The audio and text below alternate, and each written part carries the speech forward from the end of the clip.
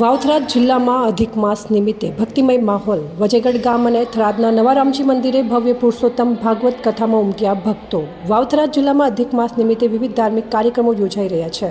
ત્યારે થરાદ તાલુકાના વજેગઢ ગામ ખાતે આવેલા શ્રી જટેશ્વર મહાદેવ મંદિર અને હેમગીરી બાપુની કટીના લાબાર્થી ભવ્ય પુરુષોત્તમ ભાગવત કથાનું આયોજન કરવામાં આવ્યું છે. સમગ્ર વિસ્તારમાં ભક્તિમય માહોલ વચ્ચે મોટી સંખ્યામાં ભક્તો કથાનું રસપાન કરવા ઉમટી પડ્યા છે. કથાના 5મા દિવસે જાણીતા વક્તા શૈલેષભાઈ શાસ્ત્રી દ્વારા શ્રીમદ ભાગવત કથાનું ભાવપૂર્ણ વર્ણન કરવામાં આવ્યું હતું. કથાના પ્રસંગોમાં ભક્તો ભક્તિરસમાં લીન બન્યા હતા અને મંદિર પરિસરમાં હરિભક્તોનો માહોલ જામ્યો હતો. આ તરફ થરાદના નવા રામજી મંદિર ખાતે પણ અધિક માસ નિમિત્તે સંગીતમય શ્રીમદ ભાગવત કથાનું ભવ્ય આયોજન કરવામાં આવ્યું છે. કથાના 5મા દિવસે આજુબાજુના ગામો સહિત મોટી સંખ્યામાં ભક્તો ઉપસ્થિત રહ્યા હતા. કથાનું રસપાન શાસ્ત્રી કૌશિકભાઈ ઓઝા દ્વારા કરવામાં આવી રહ્યું છે.